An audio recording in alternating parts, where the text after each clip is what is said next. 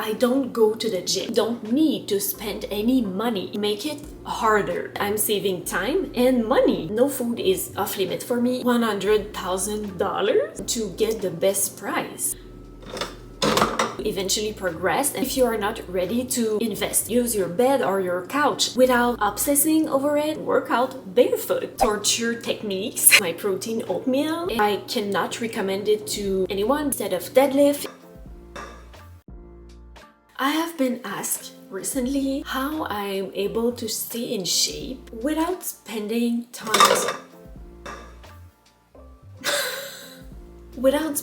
a ton of money, because I recently told you that I have reached my first $100,000, which has been a big goal of mine, and part of me achieving that goal was to be smart about my expenses and where my money was going. Obviously, if you have been on this channel for a while now, you probably already know that I don't go to the gym. I actually never been to a gym. I don't plan to. I don't see why I would need to go there. Sometimes I'm curious. I might try it one day because we're always changing, we're always evolving, and my goals are always changing. But for now, I'm training at home. I have everything I need here. Of course, I did have to spend money for my dumbbells, my yoga mat, but I shopped around to get the best price. But you can actually have a really good workout without anything, a bodyweight workout, but more on that on my next point. But if you're not into weightlifting, there are tons of free cardio workouts on YouTube. You can learn yoga on YouTube. There are even walking workouts on YouTube that you can do inside in your living room, which I actually really enjoy doing,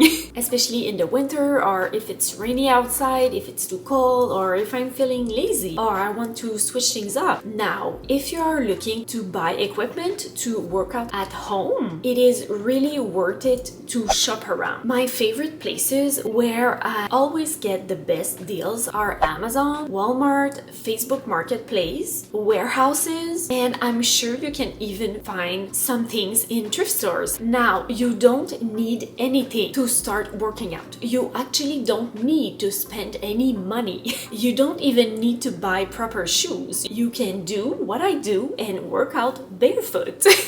I first bought elastic bands on Amazon just to see if I would really be into weightlifting and if I would like to eventually progress and buy dumbbells, which is what happened, of course.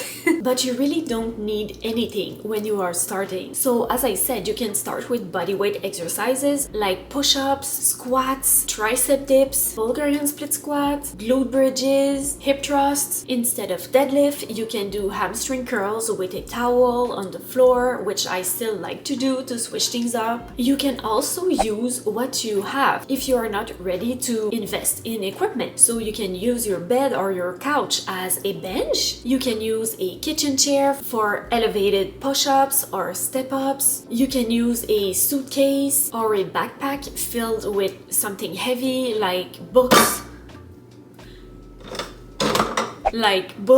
You can use water bottles or cans as weights instead of dumbbells. You can use an old towel for yoga as a padding for your knees. Also, you can use what I like to call torture techniques to make your body weight exercises, or even if you're using weights, it will make it harder. I don't always feel like using heavier weights, or I don't always have access to my heavier weights when I'm traveling. So what I like to do is incorporate techniques like 1.5 reps, half reps, pulses, unilateral movements, do an AMRAP workout. All of those techniques do not require heavy weights, and when you incorporate them in a workout, your muscles stay under tension for longer, which is what is important for growth.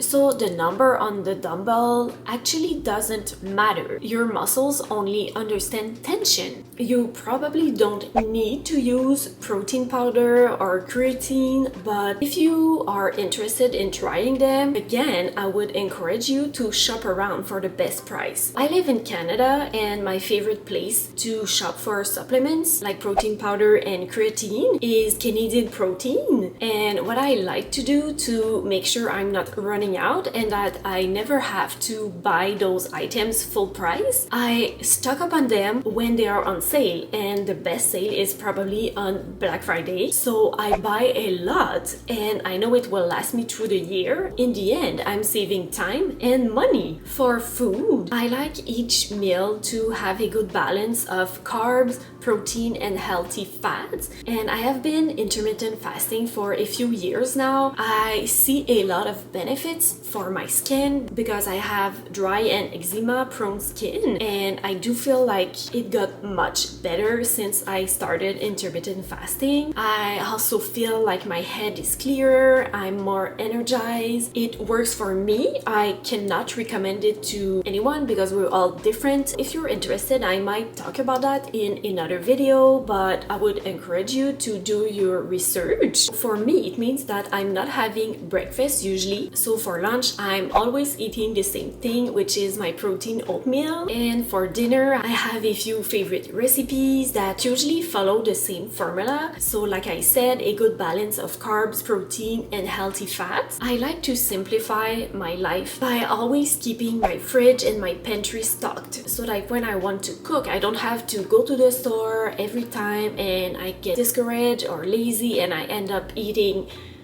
I don't know, takeout or ramen. I like to buy my essentials in bulk, like oatmeal, rice, pasta, canned things, nut butter. As for fruits and veggies, I like to buy them frozen. They are less expensive, but they are just as good than fresh ones. And of course, I always like to stock up when things are on sale. I don't really understand when people say that eating healthy or vegan is expensive. Of course, it will always depend on your eating habits. But for me, I keep it simple. I don't buy a lot of processed things. I try to eat mostly whole foods without obsessing over it, which I talked about in a video where I talked about the mistakes I made on my fitness journey. I eat what I feel like eating. I eat whole food most of the time, but if I want something, I eat it. No food is off limit for me, and I really believe in balance, which is what is sustainable on the long term. So I hope these tips might be helpful to you. Maybe it could inspire you or motivate you to start your own fitness journey at home. Thank you for watching, and I will see you in the next video.